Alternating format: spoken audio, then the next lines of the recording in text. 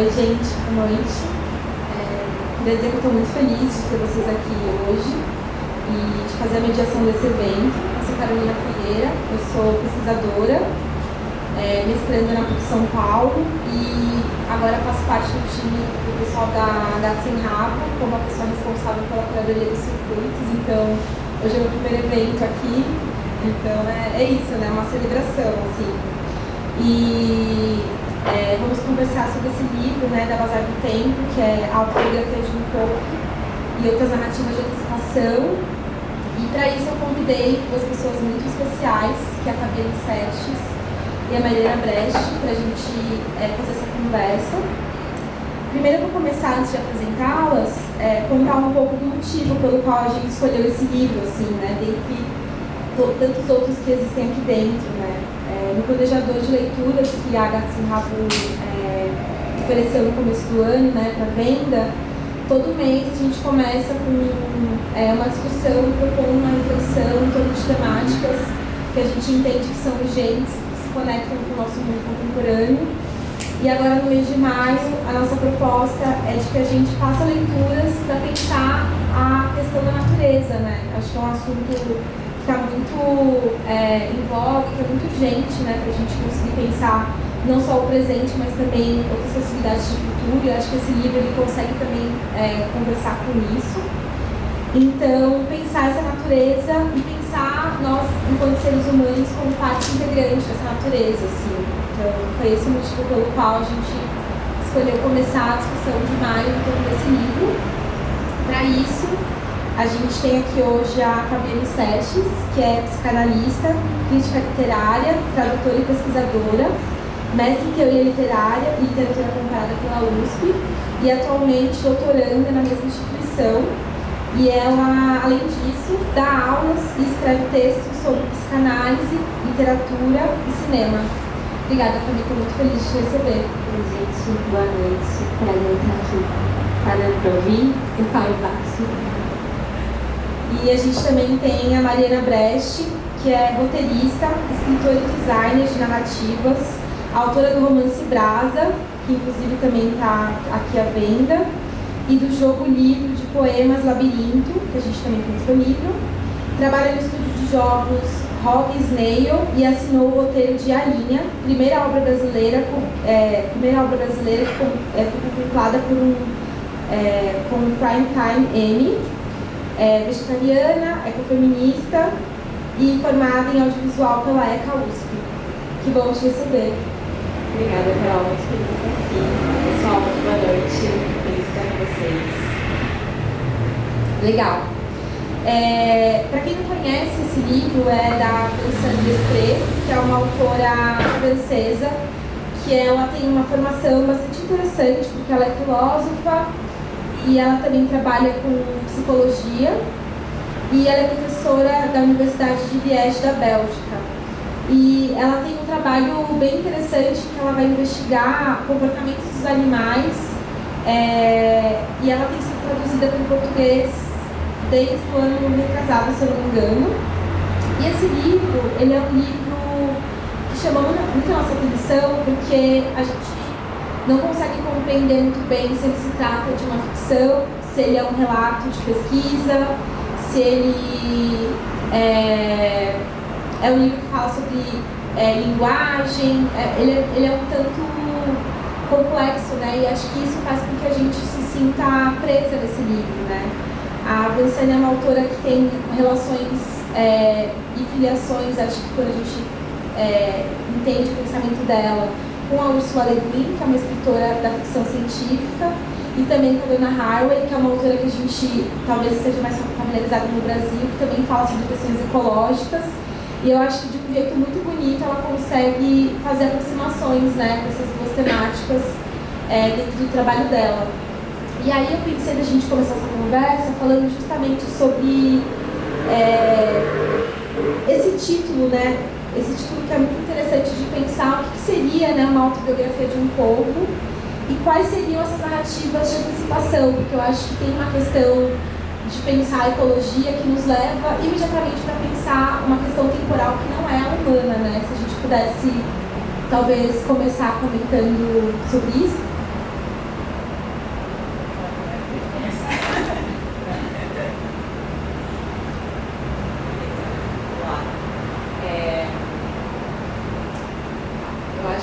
para mim, vou deixar a parte da autobiografia do povo, dos animais para Fabi. Eu acho que Fabi vai saber falar melhor disso do que eu. Mas para mim, justamente, o que chama muita atenção nesse livro é esse subtítulo, Narrativas de Antecipação. Bom, assim, só para fazer um resumo, assim, bem por cima, esse livro ele é composto de 3 partes. Na primeira, ela propõe... Desculpa, eu falo baixinho, né? Beleza. Então, na primeira parte, ela está propondo um estudo da linguagem das aranhas, que seria uma linguagem ali que se passa com uma frequência que a gente não ouve, a gente só sente. Então, assim, desconfia-se de que existe uma nova pandemia, tem uma galera ali meio perturbada e tal, tarará. Aí, quando você vai ver, não, na verdade, são pessoas que estão entrando em contato com as aranhas nessa outra frequência. Né? Ela já começa com essa proposta bem esquisita, maravilhosa. A segunda proposta, né, o segundo ponto, vejo, fala de uma arquitetura dos wombats, que é um animal que eu não sabia que existia, até ver no livro, mas ele é quase um koala, assim. E eles têm uma característica especial deles, que as fezes deles têm a forma de um tijolinho, e eles fazem construções com esses tijolinhos, né? E aí essa galera, que são esses terroristas, vão se debruçar sobre o estudo das construções desses locais. E aí, nesse último trecho, a gente chega na autobiografia de um povo, no qual a gente está estudando esse texto escrito por um povo, né? Então, esses terroristas estão se debruçando por um povo. Mas esses terroristas, eles não existem, é uma sociedade que foi criada pela Ursula Le Guin, e nesse sentido o livro ele é, assim, extremamente diferente de tudo que eu já tinha lido. Ele traz muita novidade, assim, se vocês ficaram tendo essa sensação. E aí uma das minhas conclusões sobre isso, né, eu estou extremamente assim, apaixonada e obcecada por esse livro, mas uma das minhas conclusões foi que esse livro ele é tão diferente, ele traz esse frescor, assim, que arrebata a gente, porque ele não é um livro autocontido. Eu acho que a Vinciane, ela se coloca como parte de um projeto maior do que ela. Então ela pega essa sociedade dos terroristas que foi criada pela Ursula Le Guin, ela traz uma galera ali da Donna Haraway, que é a sociedade de compostagem, né? Eu acho que ela chama, que é um grupo de pessoas que resolveu viver em simbiose com os animais. Então ela recupera esse conceito de uma outra autora e a partir disso ela cria ficções, né? Então isso, é um livro que não é só dela.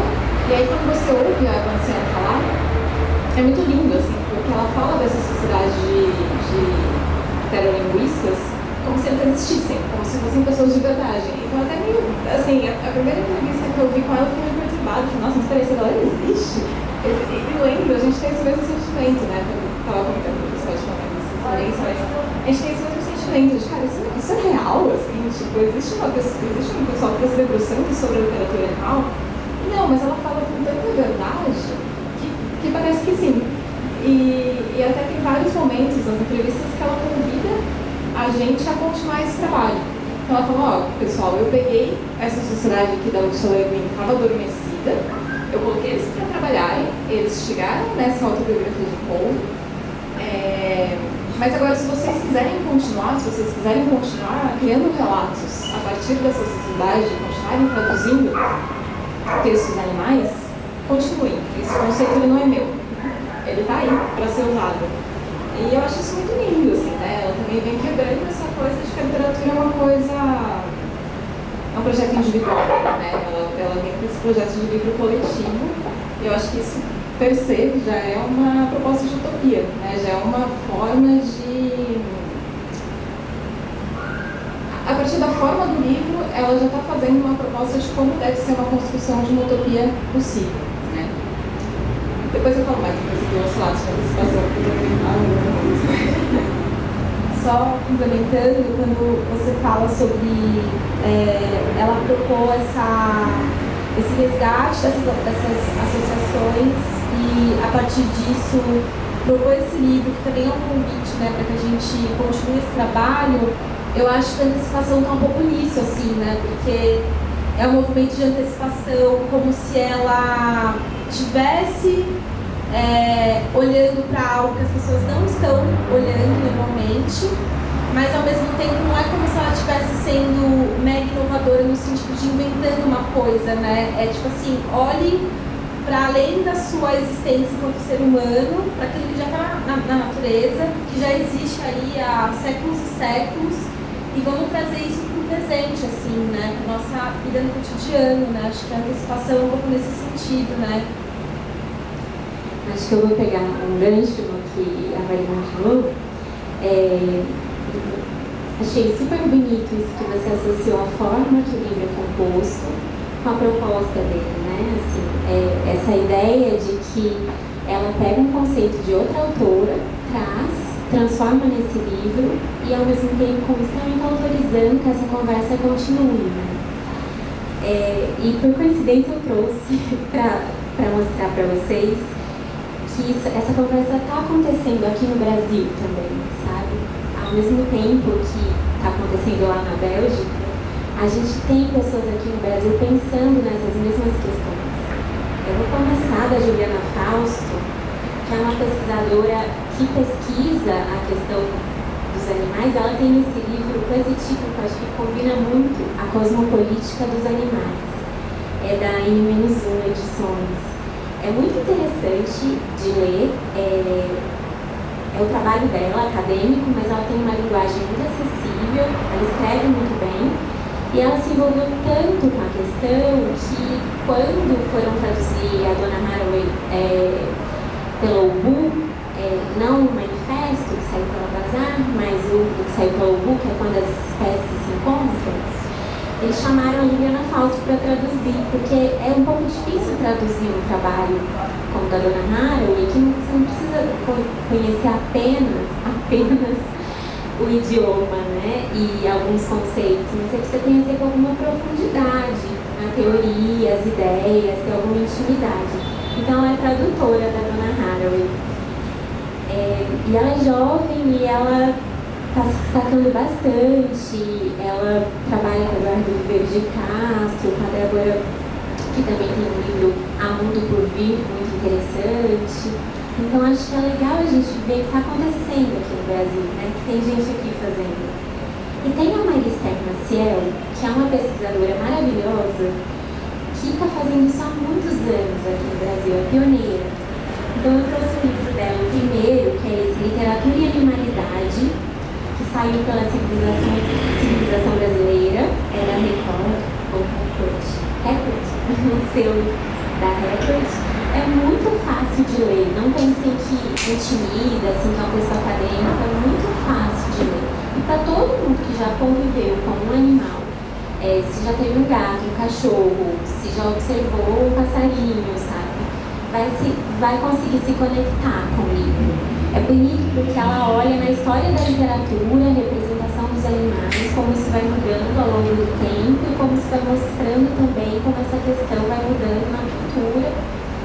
E ela acabou de publicar esse aqui pela editora Instante, Animalidades, que é uma espécie de desdobramento desse primeiro. Você não precisa ter lido o primeiro para ler o segundo, mas fica mais legal lendo os dois.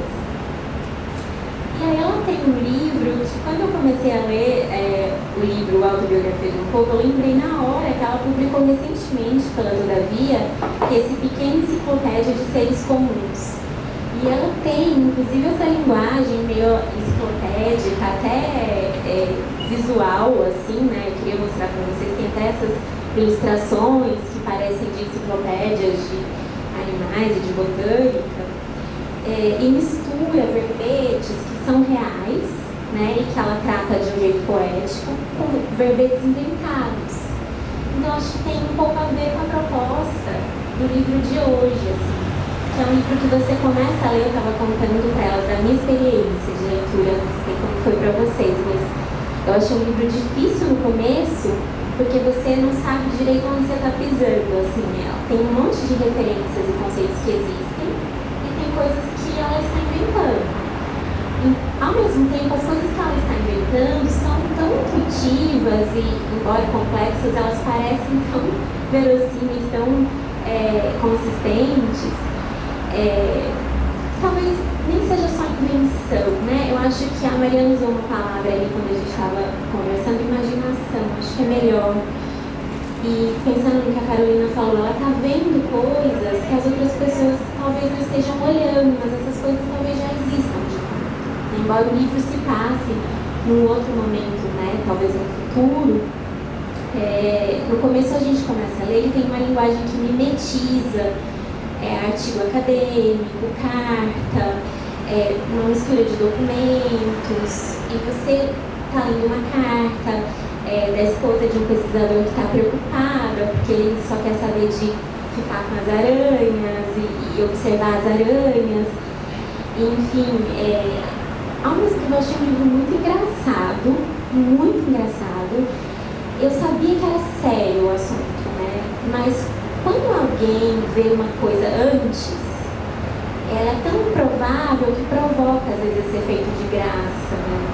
Então tem algumas coisas que ela fala, que aparecem aqui, que na verdade são várias narradoras, né? Várias autoras dentro. Então cada artigo tem uma autora, cada carta tem uma autora. Então é uma autora que cria vários autores e cada um tem uma voz própria, né? E cada um está falando de um tema. E o que eu acho que mais ou menos unifica isso é essa ideia de que existe um mundo. Eu estava até tentando conversar sobre esse livro, eu achei um desafio, e falei primeiro, mundo invisível. Aí eu falei, não é que ele é invisível, talvez ele só não esteja sendo olhado, né? Então a gente está olhando para outras coisas e algumas pessoas como a Maricela Maciel, a Juliana Fausto, a Dona Haraway e a autora desse livro estão olhando para essas questões tão importantes, né, que eu acho que são fundamentais para o nosso tempo. E acho que o título do livro já é essa provocação, né? Um povo poderia contar a sua própria história, isso seria possível? Eu acho que ela fica tentando imaginar quais seriam essas linguagens dos animais. Ela tem um outro livro que chama O Que Diriam os Animais, né, também. Para mim, que convivo, tenho 4 gatos, convivo com muita intimidade com eles e gosto muito de observar os animais, é muito claro que eles têm linguagem, é muito claro, né? A gente sabe já que as baleias têm linguagem, a gente sabe, mas é muito interessante pensar na linguagem das formigas, das aranhas, né? Achei muito engraçado quando a tradutora da linguagem das formigas vai dizer que elas, acho que diz, respeite os invertebrados, né? Então tem algumas coisas que são engraçadas, mas na verdade são provocações, né? São cutucões que ela dá, né? Sim, e tem algumas palavras, né, que ela vai usando ao longo do livro que me chamaram muita atenção, né? Porque ela vai falar sobre pensar essa relação da ciência com a invenção de um arquivo. Então é curioso pensar como ela vai desenvolver a história, criando também esse arquivo que a gente fica um pouco confusa, assim. No começo da leitura eu ficava ansiosa, dei uns Googles para descobrir, meu Deus, isso aqui é mentira, é verdade, né? E eu acho que tem um lugar, né, disso, o que é verdade, né? Quem que determina o que é verdade ou não, né? Eu acho que tem uma brincadeira nisso, na própria elaboração das narrativas, né? E ela fala também bastante sobre memória, né? Assim, ela repete um pouco essa ideia. E eu fico pensando muito sobre essa memória dos animais, da linguagem desses animais, que a gente não consegue, enquanto seres humanos ali muito ensimesmados, acessar. E ela provoca muito isso, né? Bem no começo tem um trecho que ela está falando das aranhas, ela está conversando com a Mari quando ela chegou, que eles fazem um estudo com tininos, né, para poder conseguir ter ali resposta das aranhas, elas provocam tipo um ruído ou algo do tipo. E isso começa a reverberar nos seres humanos, que a princípio, como a Mari falou, fica parecendo que as pessoas estão ficando doidas, mas na verdade elas estão entrando numa frequência que elas conseguem quase se comunicar com as aranhas. E ela diz uma coisa que eu achei engraçado, que é, a gente está tentando fazer contato e linguagem, mas é só ruído, a gente só está estressando as aranhas. As aranhas são seres musicais, as aranhas são seres muito sensíveis, talvez a gente precise aprender com elas uma forma de estabelecer comunicação, né? E eu pensei, caramba, é verdade, né? O ser humano, ele tem esse ímpeto, né, de achar que ele detém tudo, né? E eu fiquei pensando, será que também não é uma convocação para pessoas que pesquisam, né, que estão em contato com a pesquisa de uma forma mais formal, mesmo na academia, né, de tentar estabelecer outras formas de pensar aquele método tradicional, assim, sabe? Não sei se vocês querem comentar alguma coisa nesse sentido, mas eu achei interessante, sabe, como ela vai propor compreender outras linguagens e aí pensar que essas linguagens elas também têm forma, elas também têm o objetivo de se comunicar, que quando a gente tira esses animais dali de um contexto que é o convívio natural deles, que isso vai impactar a forma como eles se comunicam, né? Nos combates tem um pouco sobre isso, né?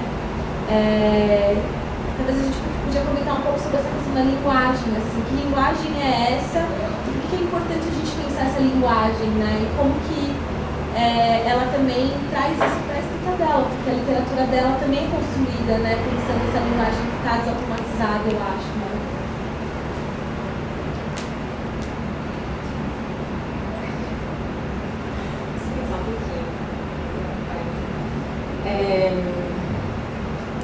Eu acho que, talvez, para introduzir o tema da linguagem, do formato, outra coisa que a gente estava conversando ali, que eu acho muito interessante que, com esse livro, tem para mim, assim, eu sou uma grande estudiosa do gênero, mas eu tenho para mim que a Danciane está fundando um subgênero da ficção científica, né? Então, com esse livro, ela não está fazendo ficção científica, ela está fazendo uma ciência ficcional, um termo que eu achei que eu tinha inventado, mas ela está aí no prefácio do livro. E é isso, né? Ela está criando essa nova linguagem para falar de um tema que também é novo, que é justamente ver esse fantástico onde a gente antes não estava vendo, né?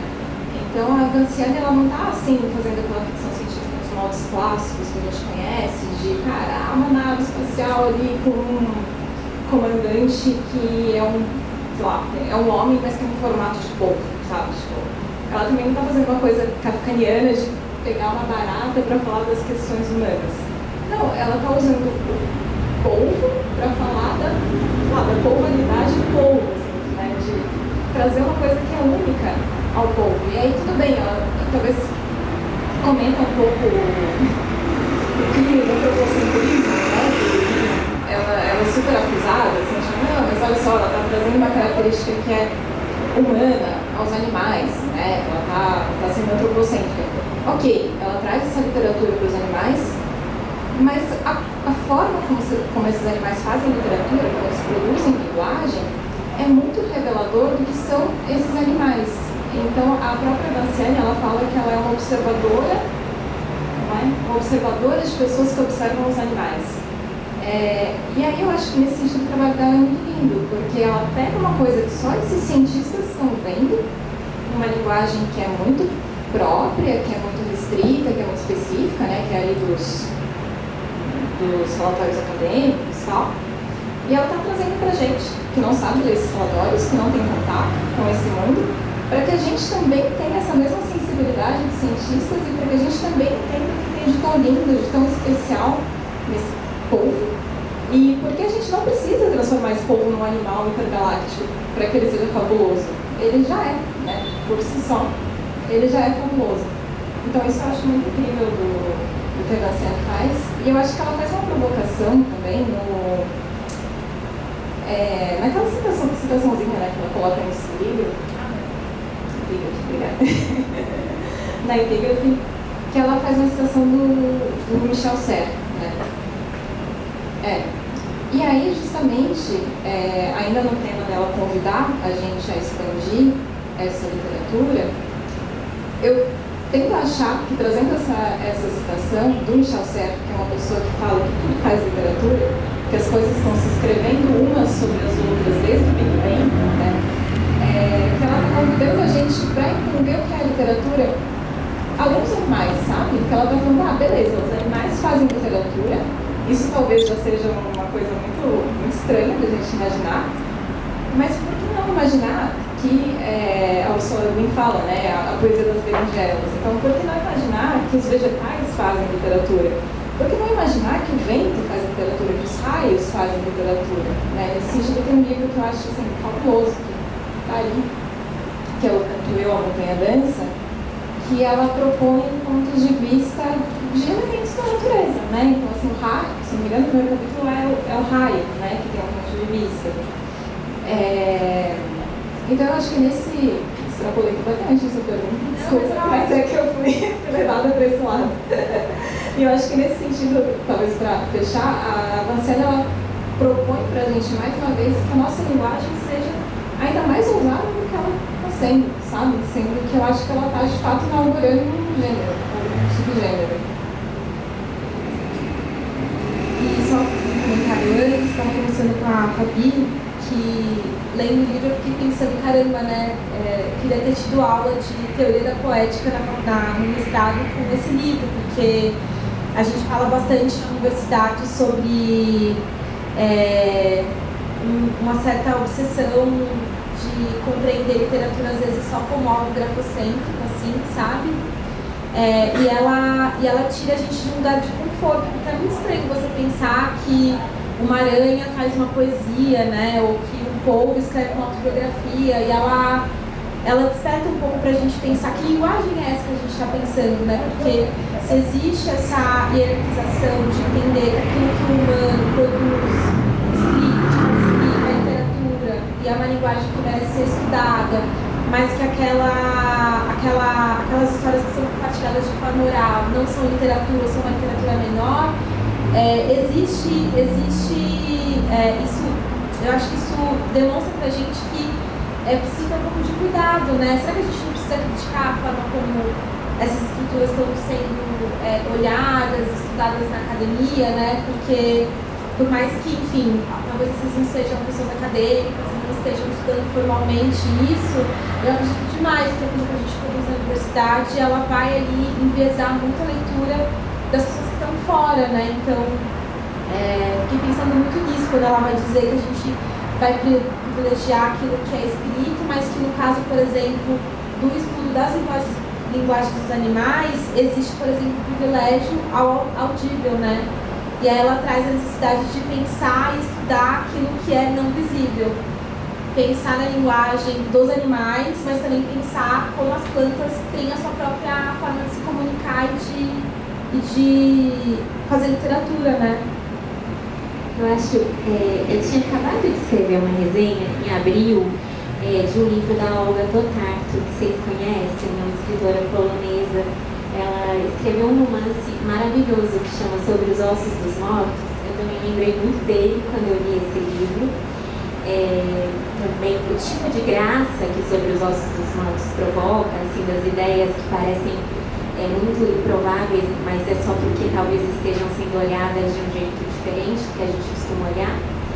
É o tipo de graça que eu acho que eu vi aqui. E a Olga Tokar-Tokar, a editora Todavia, acabou de publicar um livro dela que chama Escrever é Muito Perigoso, que é uma antologia de ensaios e que na verdade são conferências e textos conferências que ela deu transcritas e textos que ela escreveu. E eu resenhei para a Folha e entreguei a resenha no começo de abril e saiu agora, no dia 1º de maio. E eu falei, nossa, queria tanto ter lido esse livro antes de terminar a resenha, porque na resenha eu escrevi que a Olga Tokar-Tokar é uma escritora que se interessa muito por todas as coisas, né? Ela critica a visão antropocêntrica, a divisão entre humanidade, cultura de um lado e natureza de outro. Ela sempre foi crítica a isso, né? Então ela tem uma visão muito original, não tem frescor encontrar na literatura escrita, assim. Ela se interessa por todas as coisas do mundo, pelos animais também, mas por todas as coisas. E aí eu escrevi, isso não significa, né, que ela despreza o que é humano. Ao contrário, se ela se interessa pelo todo, pela integração, a gente está incluindo, a gente é parte. E eu escrevi, inclusive, o que é específico do humano, a literatura. E depois de ler esse livro, eu fiquei, nossa, né, linguagem, eu já pensava muito na linguagem dos animais, mas na literatura dos animais eu nunca tinha pensado que fosse possível. Já tinha pensado que era possível a música, talvez, dos animais, né, alguma coisa assim. Mas isso que a Carolina falou é muito, muito importante, porque quando a gente ouve a palavra literatura, a gente não sabe ainda bem o que isso significa. Isso ainda está em disputa, esse conceito.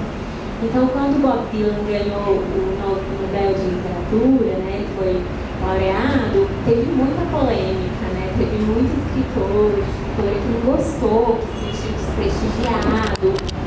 E eu tive uma aula, tive a alegria de ter uma aula com a Yuki Krenak, que é um pensador indígena que também é um grande escritor, né? Ele é um grande escritor, a fala dele já é literária. E que também pensa questões parecidas, né? Eu acho que os livros dele também conversam muito bem com esse. Numa aula ele estava defendendo Bob Dylan, né? Dizendo assim, quer dizer que as palavras que são faladas para o vento são menos importantes do que as palavras que a gente coloca no papel, né? Que é o papel que legitima. O que define o que é literatura? É uma pergunta que nunca pode ser respondida. Eu acho que ela sempre tem que continuar como pergunta. É claro que a gente precisa de hipóteses para a gente trabalhar, mas eu acho que ela precisa continuar como pergunta. E tem um outro pensador indígena, escritor, que já ganhou Jabuti para ganhar o Mundo Curu, eu não sei qual é a pronúncia correta, mas ele fala uma coisa super bonita num ensaio, que ele disse que o povo Mundo Curu diz entre si, eu posso ser quem você é sem deixar de ser quem eu sou, que eles tiveram que aprender a falar, né, o português, não era a língua originária deles, mas para poder conversar com as outras pessoas. Isso não quer dizer que eles precisam abrir mão da linguagem que tinham, né, que essa linguagem não precisa ser cuidada e preservada e transmitida. Mas eles precisaram fazer isso porque as outras pessoas não fariam o esforço contrário, né? Então, esse livro dela, a radicalidade do livro que a gente está conversando hoje, eu acho que quando ela está falando dos animais, na verdade ela está falando de todos os seres viventes, né? Eu acho que ela está propondo um exercício de alteridade radical. É um paradoxo, eu entendo, quando as pessoas a acusam de antropocêntrica, porque a gente tem um limite, né, que é o limite da nossa linguagem. Então, por mais que a gente tente chegar ao outro, construir uma ponte, a gente faz isso dentro de um limite. Então, a autobiografia de um povo, ok, mas é ela imaginando essa autobiografia, né? Ainda é uma pessoa pensando, não é de fato um povo escrevendo. Mas existe talvez uma autobiografia de um povo que seja escrita de uma outra maneira, ou contada de uma outra maneira.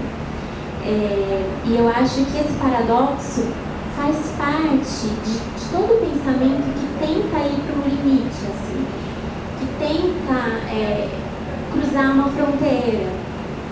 Porque você vai com as ferramentas, os instrumentos que você tem, você quer chegar do outro lado, se comunicar com o que está do lado de lá, e você vai levar o seu repertório. De algum jeito você tem que tentar também se despir dele para entrar em contato com o outro, né? Mas é quase impossível se despir completamente. Então ela carrega esse paradoxo que eu acho que é próprio do assunto, do tema. Sim, e ela carrega esse paradoxo com bastante lucidez, assim, né? E ela é muito transparente com a gente, né? Ela vai trazer em alguns momentos, o perigo de uma visão progressista. Ela vai dizer assim, olha, veja bem, esse estudo que foi feito com os lombards que estão ali no cativeiro, claro que eles vão se comportar de uma forma diferente, claro que a gente não vai poder ter a mesma leitura da arquitetura que eles produzem, né, com as festas, porque eles estão num ambiente que é hostil, que é um ambiente que não é ali o natural deles, né? Mas ela também mostra como os animais eles têm essa capacidade de adaptar a própria linguagem para se comunicar de acordo com a necessidade que eles possuem, assim. Um trecho que eu achei muito bonito é quando ela fala sobre como esse lugar do jogo, da brincadeira com os animais também é uma espécie de criação, né? Ela vai dizer assim, olha como eles são inteligentes, né? O cachorro sabe que se ele se sente ameaçado por você, ele vai te morder e te machucar, mas ele consegue dar um outro significado para essa mesma ação para poder brincar com você, né? Então é muito bonito como ela vai também mostrando essa sagacidade que os animais têm de adaptar suas próprias linguagens, assim, né? E como, por mais que a gente tenha esse lugar do paradoxo, né, de pensar essa questão do antropocentro e tal, eu acho que ela traz essa questão de como que os animais eles possuem suas próprias cosmologias, suas próprias crenças, né? Ela vai falar um pouco sobre como pode existir também nos animais uma noção, uma ideia de uma espiritualidade, e aí esse cuidado de dizer, olha, é uma espiritualidade, mas é uma espiritualidade que não tem a ver com religião, porque a gente sabe que tem outras coisas, né, que envolvem o surgimento das religiões, assim, no mundo humano, né? Então é muito delicado esse livro, assim, e eu fico pensando que a forma como ela escolhe fazer a terceira parte, contando sobre a autobiografia do povo, e trazendo, né, os Ulisses para a gente fazer esse entendimento da integração das duas coisas, é algo muito bonito, né? Porque ao longo do livro a gente pode ficar um pouco... Eu fiquei pensando muito nisso, assim, caramba, né? A gente vive num mundo que se discute ecologia, mas de uma forma muito tardia, né?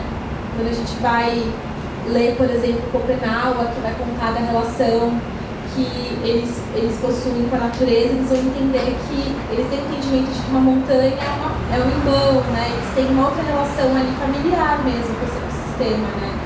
E a gente talvez pensando pessoas que vivem no capitalismo, vivemos em cidade, a gente está pensando nisso muito tardiamente, né? Depois que as coisas estão começando a ser destruídas, né? E ela traz na terceira parte um certo otimismo, né? Um lugar de pensar futuros possíveis a partir daquilo que ela tem construído, que ela constrói ao longo do livro, assim. Pensei que a gente poderia comentar um pouco sobre isso, assim, sobre quem é esse Ulisses ou esses Ulisses no livro e como essa relação do Ulisses com o povo, como isso traz pra gente uma narrativa de esperançar, assim, outros futuros, outras relações possíveis.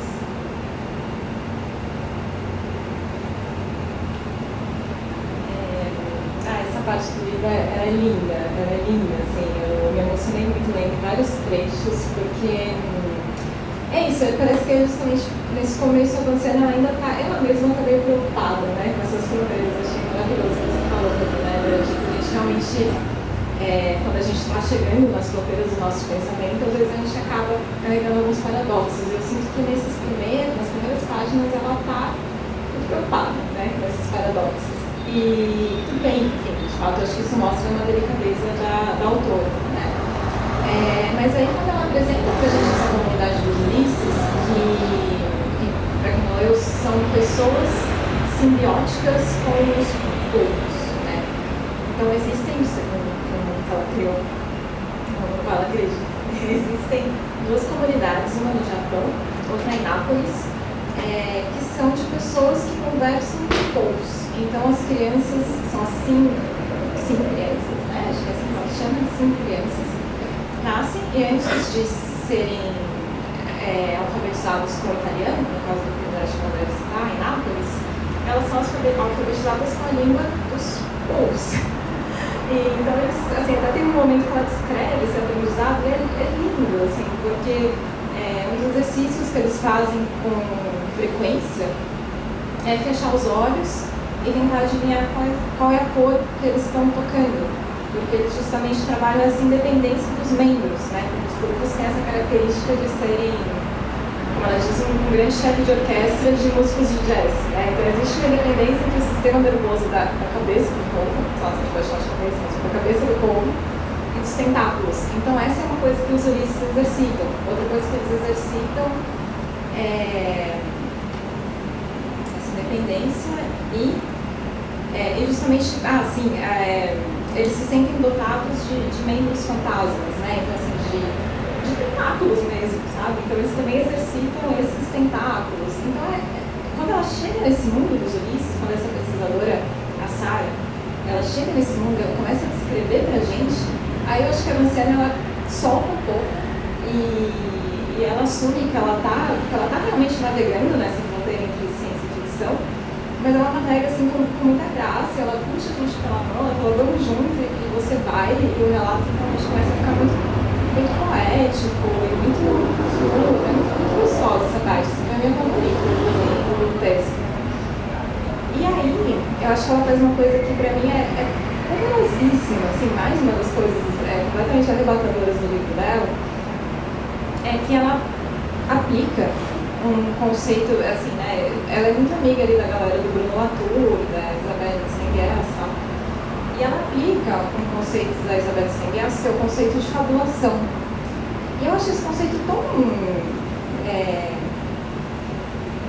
tão ideal para tratar de um mundo em colapso no qual a gente está vivendo, e um conceito tão subutilizado ainda, né, e eu vi que esse conceito diz, ele diz, beleza, a gente está vivendo, elas já refutam a ideia do mundo em colapso, né? Elas falam que é um modo de vida que está em colapso, acho que nisso ela se aproxima bastante, né, do Krenak, do penal. É o mundo do povo da mercadoria que está em colapso, né? Então, como é que a gente olha para utopias que já existem e fabula em cima dessas utopias para justamente criar novos imaginários? Então, né, por exemplo, elas que estão ali na França, na Bélgica, elas citam os exemplos das ASO, né, que são as zonas de fome. São aqueles territórios que o pessoal está ali, né, acampando e lutando para que não haja uma intervenção que seja muito nociva ali naquele ecossistema, né.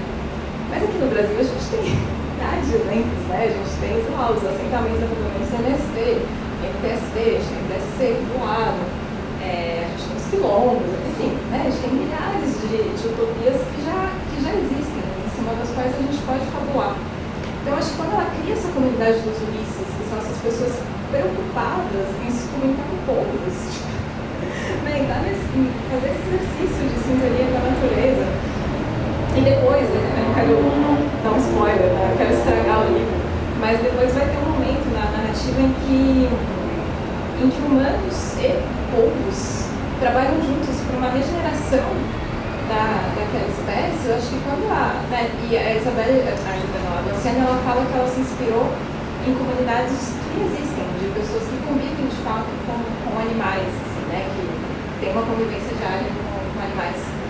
Uma comunidade que eu esqueci o nome, mas que está ali na Suíça, ela é sempre bonita, né? Então acho que quando ela pega essas utopias que existem, fabula em cima delas para fazer propostas, para criar esse imaginário de um mundo que existe apesar do colapso, porque não é assim, ela está falando de um período entre ela fala que é um período entre 2070 e 3100, né? Então assim, é muito vasto e é um futuro, né, que assim, pelo menos para quem está um pouco atento aos relatórios ali do IPCC e tal, né, é um futuro que a gente sabe que não dá para ser muito otimista com relação ao clima.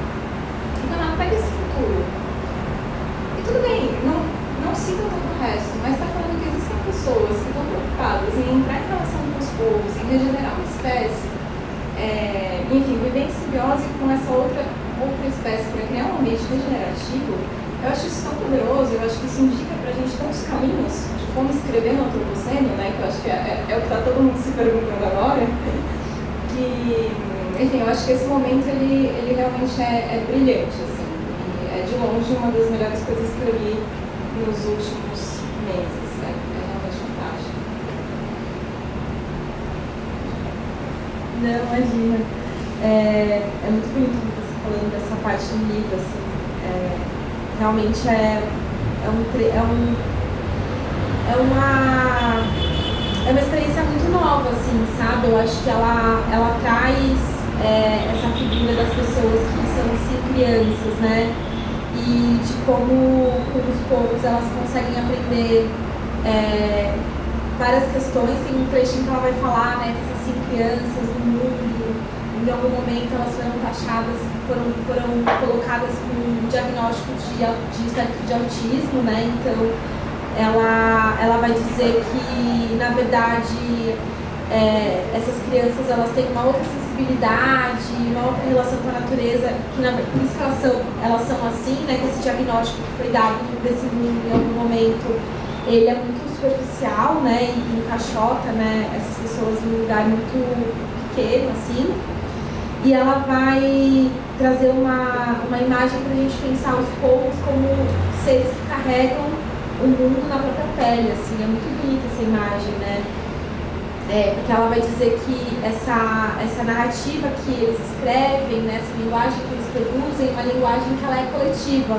E aí a gente volta para o começo, né, da nossa conversa, que tudo aquilo que eles tiveram contato em algum momento também fazem parte dessa escrita, né? Então, esse lugar da coletividade que ela mostra, que é muito bonito de pensar esse outro futuro possível, mas também é uma antecipação no sentido assim, oi gente, então, só vai ser possível as coisas daqui pra frente se a gente se juntar e conseguir ser no mínimo ali colaborativos com os outros, né? Pessoas humanos e não humanos, né? Então, era só esse comentário, eu deixo você falar.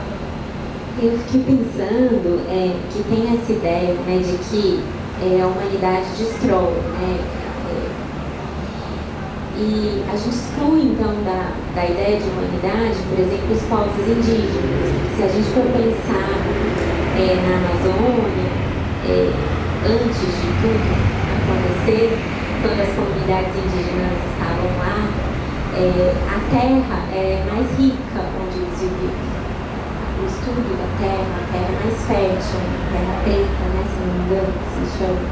É uma terra que é mais rica de nutrientes, é mais fácil plantar, é mais fácil irrigar as coisas.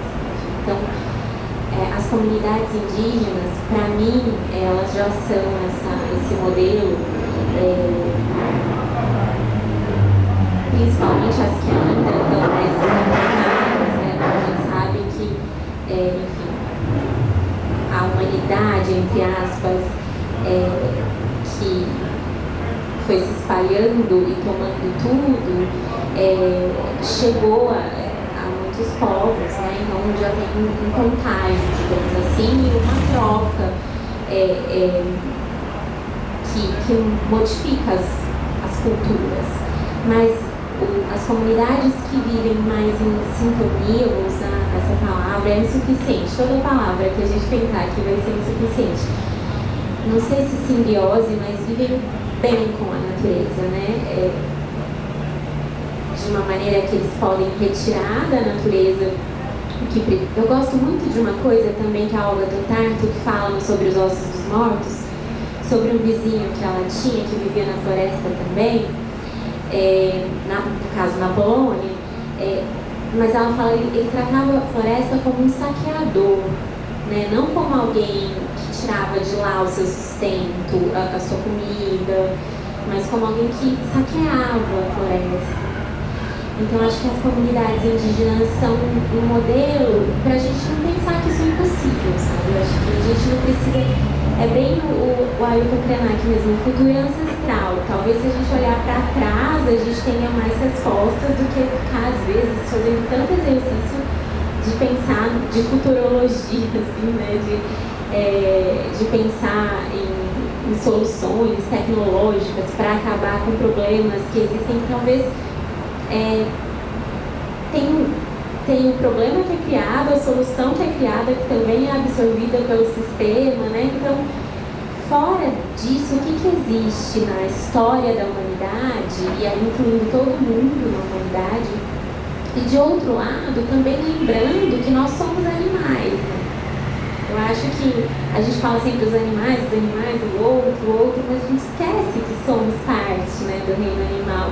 Então, uma das coisas bonitas que a Maristher Maciel fala aqui no Literatura e Animalidade é da nossa animalidade recalcada. Talvez por isso a gente tenha tanta resistência a entrar em contato com essas histórias e com outras formas de vida, outras sensibilidades, porque a gente tem que lembrar que a gente também não está muito distante disso, né? A gente tentou se distinguir, mas a gente não está distante, a gente está muito mais próximo. Tem uma epígrafe linda aqui da Maristher, que acho que é do Keatsi, que é outro autor que fala muito bem sobre os animais. Ele diz alguma coisa assim, eu vou citar de memória. Essa coisa de tratar os animais como os animais, um grupo, né? Será que eu estou mais próximo do lobo ou da aranha, sabe? Próximo no sentido biológico, né? Talvez querendo dizer.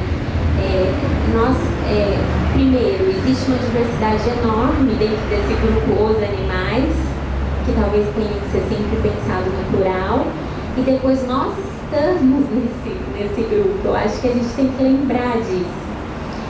E quando vocês estavam falando dessa comunidade de Ulisses, eu fiquei lembrando e pensando, né, como alguém que estuda literatura, é meio inevitável pensar na história da literatura o quão importante é esse nome, Ulisses, né? Mais ou menos a fundação da literatura ocidental, né?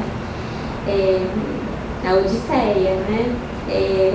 Da literatura grega, assim, uma peça fundamental da história da literatura. Então eu acho que é uma referência que ela faz, é como se fosse refundar, ainda vai para Nápoles, que é um lugar super simbólico, que é onde o Ulisses grego teria passado mesmo. Então ele teria passado pelo Golfo de Nápoles, e lá nesse lugar ela escolhe essa comunidade de Ulisses. E aí eu fiquei pensando também num outro Ulisses, da Clarice Lispector. Ela tem um livro infantil, ela tem um cachorro, né, que ela chamou de Ulisses, e ela tem um livro infantil maravilhoso que chama Quase de Verdade. E aí o cachorro chama Ulisses também, e é a odisseia desse cachorro, né? Então a Clarice já imaginava muito outros pontos de vista. Então o passeio dele até o quintal do vizinho, a galinha que ele encontra, as coisas que ele vê, a história desse cachorro. Só que no começo do livro, o mais interessante dele é que a Clarice começa assim: esse livro foi latido pelo Ulisses e traduzido pela Clarice. Então tem tudo a ver com esse livro que a gente está lendo e tudo a ver com isso que a gente está conversando, assim, né? Que é um exercício de tradução, eu acho, né? E aqui tem alguns exercícios de tradução, eu acho muito bonito, porque quando você vai traduzir de um idioma para outro, você já esbarra nesse impossível, né? Nessa tarefa impossível que é traduzir. Algo sempre se perde, mas algo é possível de chegar. Então eu acho que é mais ou menos isso também que ela está propondo, que a gente possa viver de uma maneira que a gente lembre que somos animais e que talvez possamos lidar um pouco melhor com essa animalidade tão recalcada, inclusive com a agressividade, né, que é importante, faz parte, não dá para ser extirpada de nenhuma comunidade, não precisa ser, de alguma maneira, né, trabalhada, tratada, vivida, de alguma maneira isso faz parte, né, da experiência dos animais e dos animais humanos. Sim, pensando aqui como talvez começar a encerrar a conversa, mas tem um aspecto muito interessante do convite, né, da Fabi e da Mari, que é uma relação delas, de certa forma, com temática, assim. Eu acho que pode ser interessante a gente ouvir um pouco sobre a relação de vocês duas com a temática ecológica, porque eu sinto que é um assunto que às vezes pode parecer distante para algumas pessoas, né? Putz, mas como que eu na cidade eu vou me aproximar desse ter, como eu vou ter alguma atuação, e esse tema não fica muito restrito a uma caixinha, né, de pensar, sei lá, coisas ligadas à biologia em si, né, e eu acho muito feliz essa relação da ecologia com a literatura. Eu estava comentando com a Maria antes que tem uma amiga na Federal do Paraná que ela estuda ecocrítica, e ela fez uma seleção de poetas, ela está fazendo, né, terminando a tese, de uma seleção de poetas da América Latina para propor uma teoria da ecocrítica pautada nos saberes originários e também de origem africana, assim, né? Então, não necessariamente essas poetas pensaram ecologia para escrever esses poemas, mas é uma entrada possível para ler esses livros, né? E, inclusive, essa mesma amiga, ela tem uma leitura ecológica da Virginia Woolf. Então, é um assunto que eu acho que ele pode se aproximar da gente de diversas formas, né? Até na forma como a gente lê os livros, né? Observa como é descrito, né? A natureza, os animais, se é num lugar de hierarquia, de aproximações e tal. E aí a Mari me contou que ela está numa pesquisa sobre essa questão ecológica para pensar como desenvolver isso na escrita literária, né? E a gente estava falando bastante sobre os incômodos de uma ficção científica que sempre está pautada num lugar de um fim do mundo, que é mais fácil imaginar os seres humanos morando em naves em outras galáxias do que pensar outras formas de pensar utopias, né? E aí, se você quiser compartilhar um pouco com a gente, para a gente saber da sua relação com esse tema, né? E como também esse livro contribuiu, assim, de alguma forma, nas últimas semanas para você ter uma expansão dessa visão, desses pensamentos. Posso? Não muito, porque ainda não está publicado. Sem spoilers. Mas posso falar um pouquinho assim. Mas acho que eu queria falar que eu estou chegando ao fim, porque eu não falando de várias coisas que eu queria comentar. E essa conversa está muito incrível, e obrigada de novo pelo convite, adorei te conhecer, Fabi. E obrigada por ter me apresentado esse livro, que de fato tem contribuído muito com a minha pesquisa, assim, né? A primeira vista, eu, enfim, achei que fosse um livro que eu ia ler por pura curiosidade intelectual, para depois estar aqui conversando com vocês e tal. Mas, de fato, tem muito a ver com o que eu ando pesquisando hoje, porque eu estou, não posso falar muito, mas eu estou, de fato, escrevendo um romance que se passa no contexto de colapso climático, mas que, basicamente, a pergunta que ele faz é: como a gente vive em um mundo em colapso? Como a gente ama, como a gente, enfim, né, fez outra coisa além de sobreviver. Então essa é a grande questão que eu me perguntei, e é o que eu estou tentando responder com esse romance. E nesse sentido eu me conectei muito com esse livro, como eu falei, a partir principalmente com a terceira história, né, principalmente a partir do momento que ela chega ali na comunidade dos Ulisses, e porque eu acho que ela fala disso de uma forma muito, assim, sintética, sabe? Sabe quando você lê um negócio e fala, cara, eu queria ter escrito isso? Porque é tão simples, mas ao mesmo tempo tá tudo ali. E aí eu acho que, assim, uma primeira coisa que uma primeira, né, já foi de inúmeras, mas uma das coisas que mais me marcou no livro foi a relação dessa comunidade dos Ulisses com o luto. A Vanciane, ela também é psicóloga, né? Ela também fala muito da questão da morte. Ela é uma personagem, assim, sensacional. Ela fala muito da questão da morte. Ela fala um pouco da nossa dissonância cognitiva, de não conseguir falar do colapso, de não conseguir se imaginar num contexto diferente do que a gente está, né? Igual a gente falou, ter mais facilidade de imaginar o fim do mundo do que o fim do capitalismo, né? Então ela fala muito disso. Ela fala, enfim, ela tem um livro, ela tem esse livro que foi traduzido, que é o que diriam os animais se a gente fizesse as perguntas certas, alguma coisa assim. Mas ela também tem um livro que chama, que eu acho que não foi traduzido, que é o Habitando no Azul, que é o Habitar em Pássaro, no qual ela também faz essas fabulações no lugar de pássaros e de novo, imagina novas formas de estar no mundo a partir do pássaros, né? Mas ela é uma pessoa muito instigante. E eu acho que ela tem um trecho que, pra mim, assim, é uma das coisas mais sensíveis que eu li nos últimos exemplos, no qual justamente ela fala da relação dessa comunidade dos Ulisses com o luto. Porque, né, eu não tinha nem pensado nisso, mas quando ela fala nesse momento, quando você entra em simbiose com o povo, você, né, a criança assim, entra em simbiose com o povo, ela está se relacionando de uma forma muito íntima, muito afetiva com aquela criatura. Povos são criaturas que vivem 2 anos, no máximo, né? A gente vive bem mais, né? Então, essa comunidade é uma comunidade que acumula lutos, porque você entra ali em relação com aquele povo, ele morre, o ciclo de vida dele se encerra, depois você conhece outro povo e o ciclo de vida dele se encerra, e por aí vai.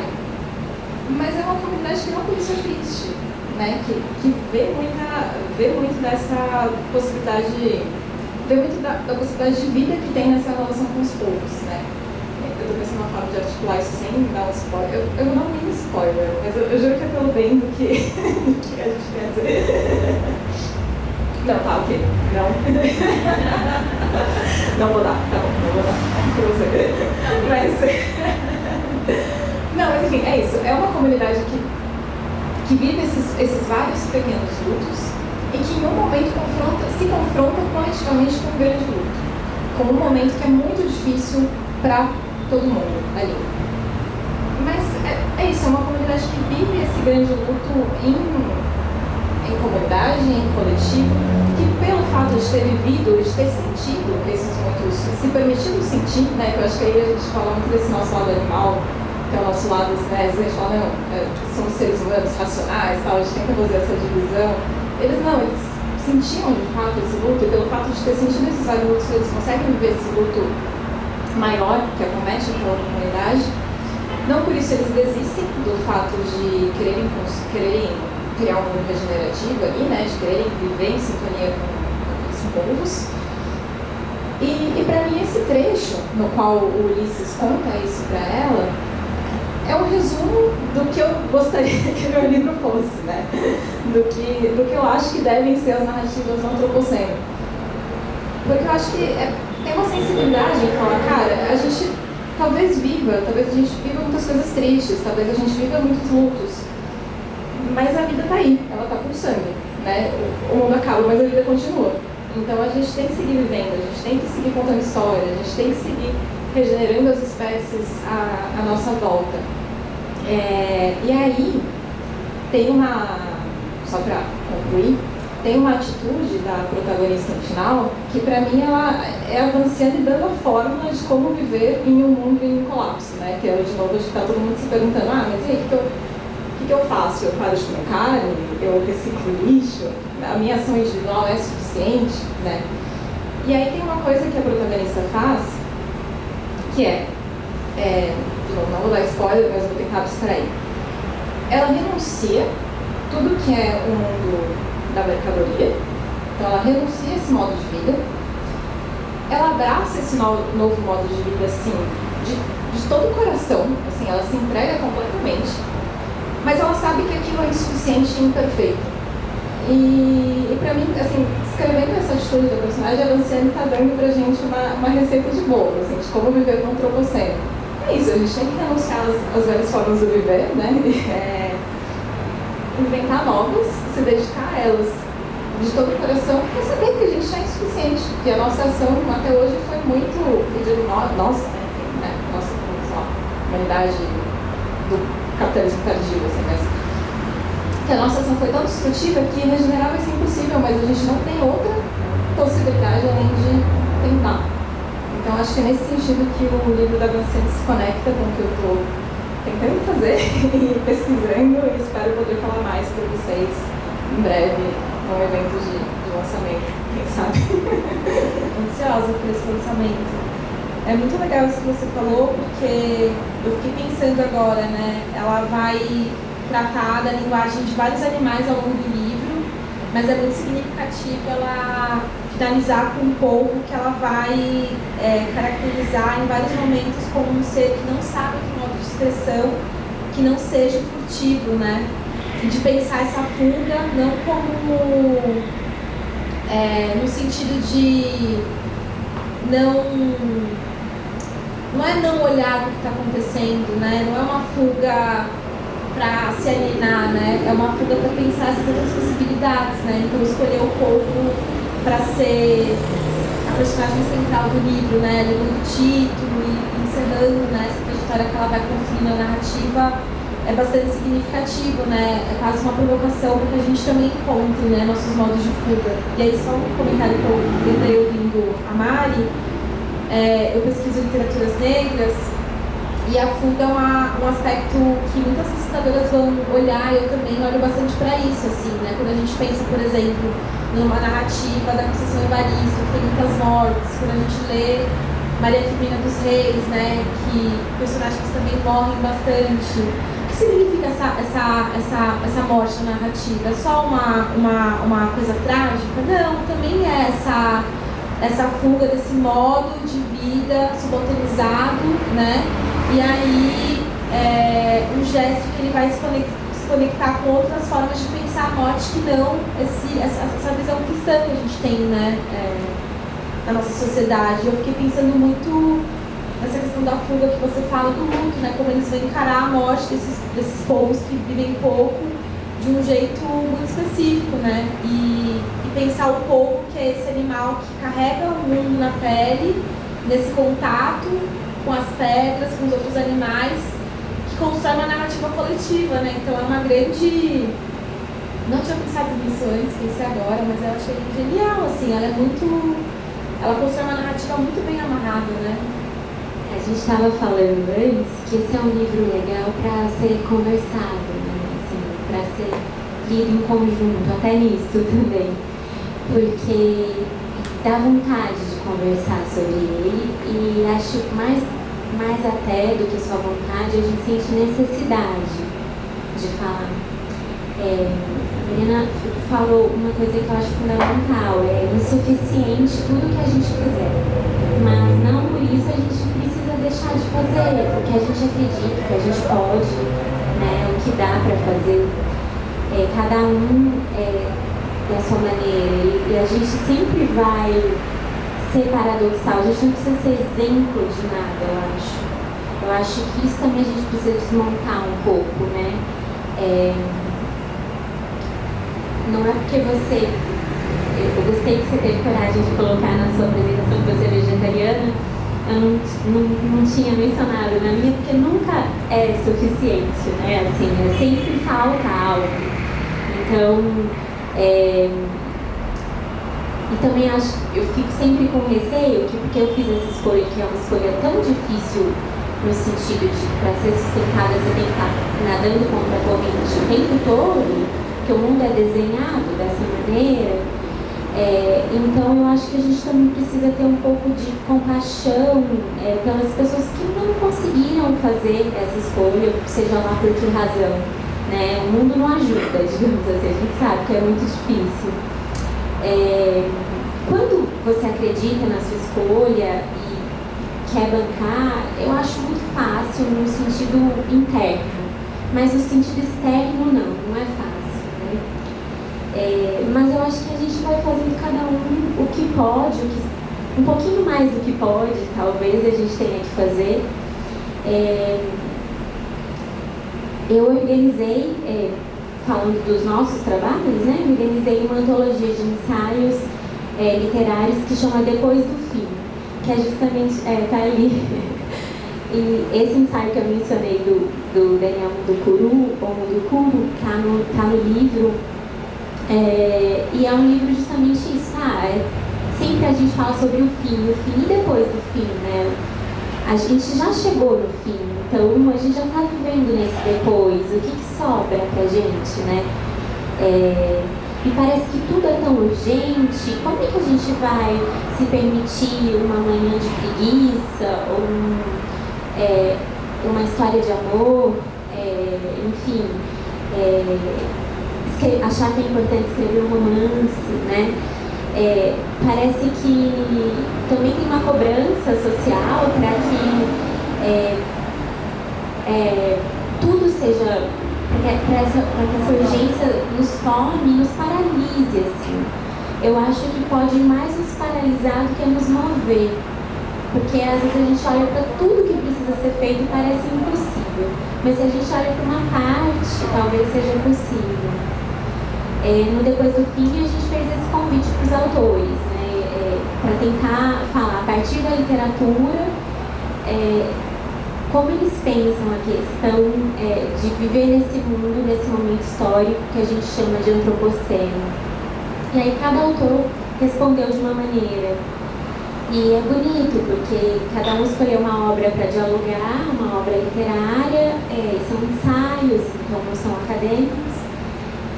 E ao mesmo tempo que eu estava fazendo o livro, sentindo que era importante, eu ficava com essa sensação, poxa, mas ainda é tão pouco, ou é tão perfeito. Um livro, a gente vai imprimir um livro, a gente vai... ele vai virar um produto, ele, né, vai ter um preço, é mercadoria, está no mundo da mercadoria. A gente está criticando o povo da mercadoria, que é uma expressão do Davi Copenau, né, que na Queda do Céu ele já apareceu e agora voltou no livro novo que eles publicaram e sempre esteve presente no discurso dele, né, mas o povo da mercadoria. Então, como que a gente vai, ao mesmo tempo, ser parte do povo da mercadoria? Porque estamos no sistema, precisamos sobreviver também, e ao mesmo tempo sonhar, né? Como sobreviver e sonhar. Eu acho que é isso que a gente muitas vezes pode ser tomado por ingênuos, talvez, quem ainda queira sonhar que não queira só pensar nas distopias e em formas do mundo acabar e tudo acabar, mas em qualquer esforço que seja mínimo, insuficiente, imperfeito, paradoxal, para tentar transformar. A gente tem tão pouco tempo, né? Tudo bem, os povos também têm menos tempo que a gente, mas a gente também tem pouco tempo. E sobre a questão do luto, eu queria ler para vocês, porque tem um capítulo desse Animalidades da Maristela Maciel que chama A Morte de Quando um Cão Morre. Peraí, deixa eu ver. Quando morre um cão. E aí ele é dividido em algumas partes e é super bonito, né? É difícil a gente não se identificar. Eu acho que quem não se comove com isso, talvez essa conversa esteja perdida de cara, né? Se não me comover com a morte de um cão, fica difícil ter qualquer outra conversa. Mas enfim, eu vou ler para vocês só a epígrafe que ela escolheu. Ela dedicou a cachorra dela que morreu e ela me contou que ela fez essa pesquisa inteira quando a cachorra dela morreu. Então você veja como ela viveu, como ela se autorizou viver esse luto, que poderia ser tomado como ingênuo, poderia ser infantilizado. Geralmente esses assuntos são bastante infantilizados, né? Então ela dedicou para a Lalinha.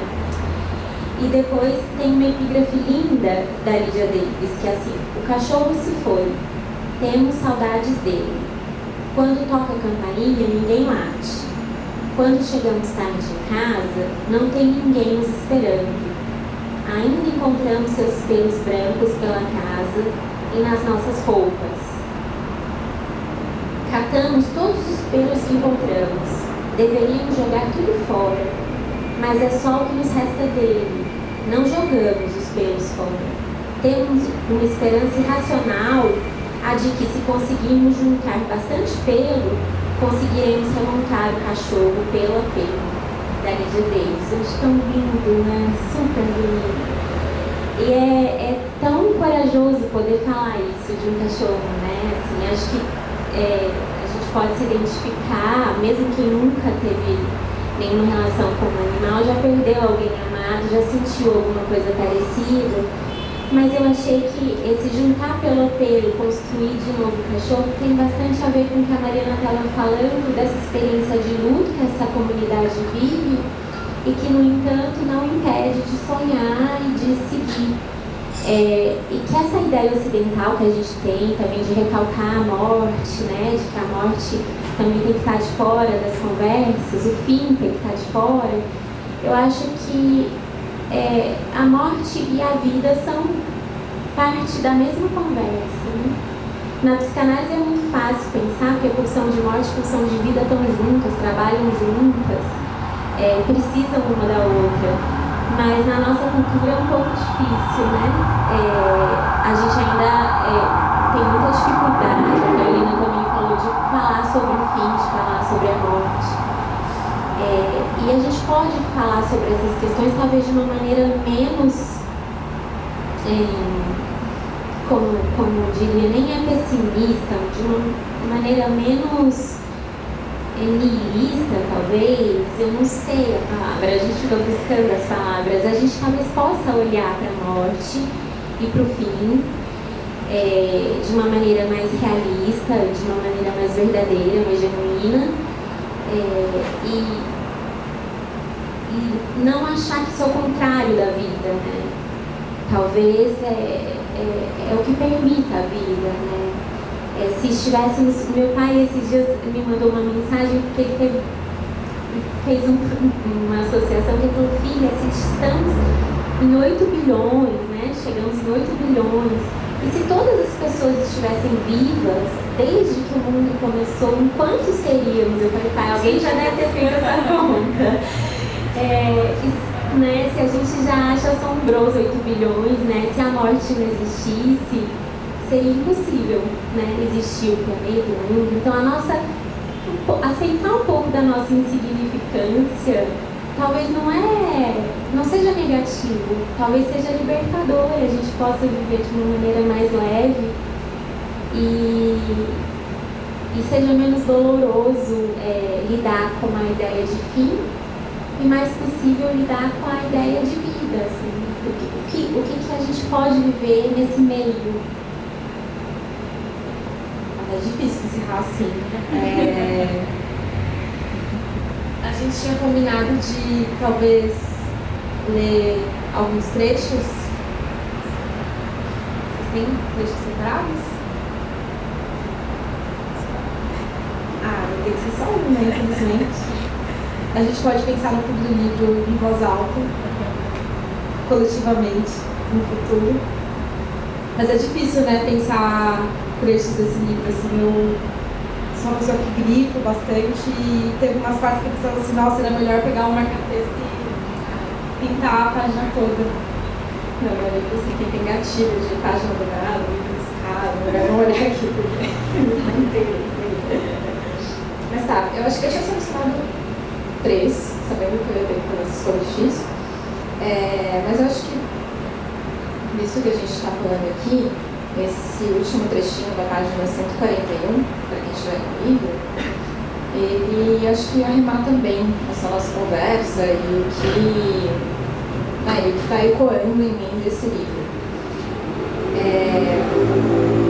É um trechinho que começa ali no Temos, que é a segunda metade do segundo parágrafo.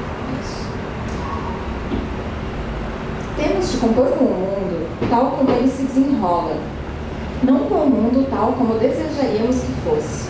Alertas, no entanto, para permanecermos o mais próximos daquilo que pensamos que esse mundo desejaria, experimentando, improvisando e rogando que o mundo não se irrite com os nossos erros. É isso, é um trechinho super curto, mas eu acho que ele tem a potência de dizer a que vem, sabe? De deixar uma mensagem. Eu acho que eu escolhi um que eu achei muito engraçado quando eu li, porque eu queria contar para vocês por que esse livro é engraçado, para quem não leu.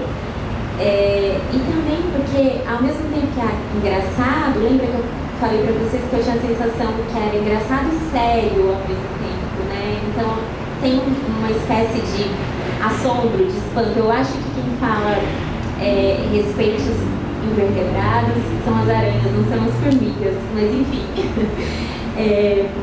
Aqui é sobre as aranhas. Bem no começo, página 17, no segundo parágrafo.